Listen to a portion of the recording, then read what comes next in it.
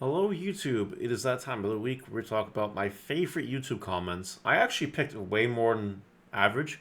There were a lot of funny comments this week, and I just could not pick between certain comments. And they all spawn from like one video too, it's crazy. So, lots to go over today. If you want to be in this video, you gotta leave a nice comment, or a funny comment, or a serious comment, or a substantive comment, or maybe even a hate comment, and you might get in. Good chance. With that out of the way, please like and subscribe as always. And we're starting with Seongs here, who says that out of the shower Mario looks like a homeless Mario. Yeah, I've got that before. I've been told that before, yeah. I know shower Mario is... it's a new Mario, I know. It's a little weird, but I think it's okay, for sure. Mr. Suck at Life. We all just appreciate the content this man and his crew makes. It's just a masterpiece. Imagine what he's going to do for the future. This is so nice. You see, A, the comment is just really nice. But B, I don't know if you've checked out this guy's channel. This is Mr. Suck at Life. He's got over 100k subs on YouTube. The fact that someone, as big as this guy, takes the time out of his day to watch my videos, a lowly, just at 17,000 subscribers barely channel, it means a lot. It's really cool. It's really humbling. So I appreciate it. This is very nice. So thank you. It's nice. Next, Latitude 990. If I were crazy, I would say that most cards in this game are niche to begin with.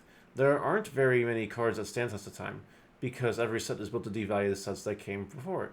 Even cards like Davis and Sec +1 Greymon are getting trimmed from decks, so it's pretty hard for them to actually print a good event pack. Though to be fair, this one has a lot of really good solid cards in it, like Ignite, Crush, Health Scythe, TK Kari, Lonky. Will likely be playable for many sets to come, miles ahead of the last pack. I agree. I agree with the last part. The rest of the value there is it's a little weird. So I actually think Digimon does a better job at maintaining older cards compared to other card games. I mean, Yu-Gi-Oh has its staples, its hand traps. Those stand the test of time. But like the cores of decks, they just continue moving along, moving along, moving along. Magic depends on the format, Pokemon, everything gets refreshed. So I think this game does a little bit better than other card games, but I can see the point. I can. And that's just how card games work, right? Every set is meant to have better cards. If not, it wouldn't sell. It's just that simple. So yeah, the fair points all around. We got SC2 Ansky. Shower Mario looks like 2006 emo boy band Mario. Massive attack. Oh yeah, okay. I'll do that. I'll leave that one alone. And we got bro looking like Aragorn out here. All these comments are based on my hair, by the way. Lord Farquaad presents Event Pack 5 review, and of course topped it off with a nice Lord Farquaad meme. Well, why not? Why not? All right. Mitchell Iglesias says that Flame House Scythe has been around for a long time. The effect text reads, "Then you may put Digimon 6000." Just heads up. See, I did not know that. If I had known that, I would have definitely acted that way. That's true. I straight up did not know that. That's the thing. Yep. This came up because of Blue Flare. Because you try to play around Blue Flare by having two less bodies in the field, and I thought that House Left mandatory, but turns out that's optional now, and that's just really good. I don't really pay attention to up erratas and whatever. I couldn't tell you what card has an errata and what doesn't. I know some. I don't know all. So, thanks to this guy for bringing it up. It's very, very nice. Adolf6681. I'm worried that Bandai limits Venusmon. She's insane. I don't think Bandai will. Bandai hits cards that affect multiple decks very strongly. The playstyle is just grotesque. Venusmon is good, but Venusmon doesn't warp any formats. It's all like this guy says. It's easy to play around if you know what you're doing, which is true. Like you could raid into it. Like that's just one example, right? So yeah, Venusmon, in my opinion, is definitely limit worthy. I think the card is that good, but will Bandai hit it? Nah, I don't really think so. Next up, Jay Stewart.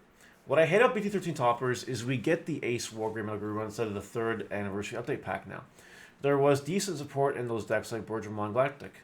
A lot of them, the Ace Digimon, aren't even the alts, so it makes it feel like it's worthless to buy the Ace starters, or those will be so cheap for how much will be floating around.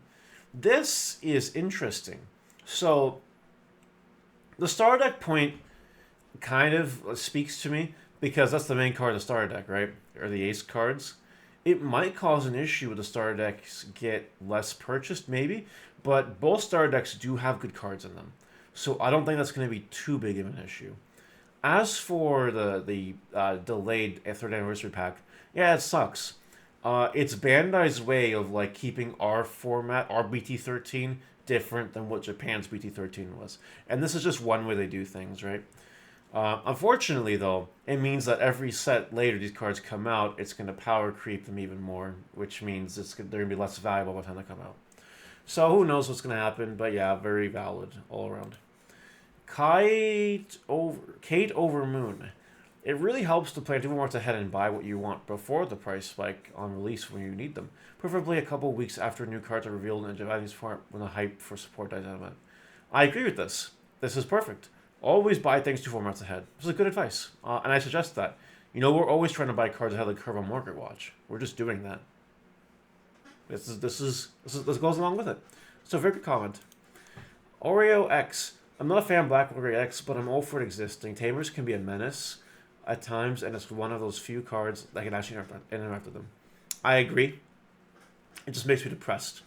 Because one of my favorite decks is Yellow Hybrid, and Black or Gray just poops all over it. It's just sad. It's depressing.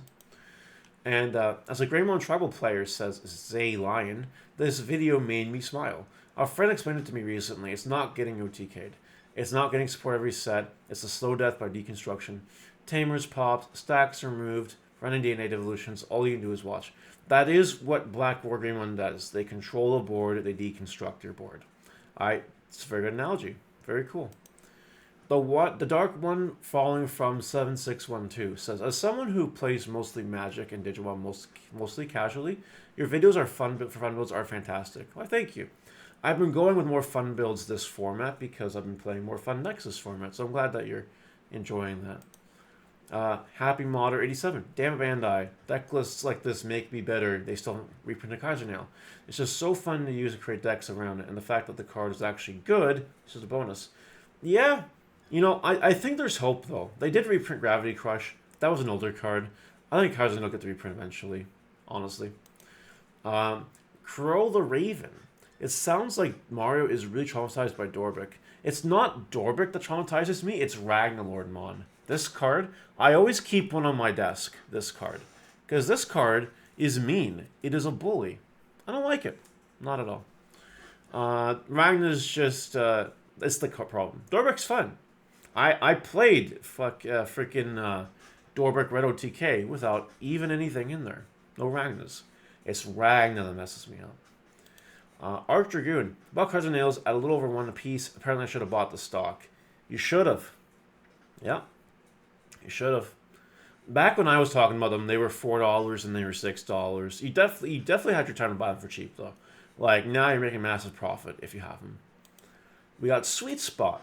I run 2 Shining Blasts and Shining Raymon, obviously.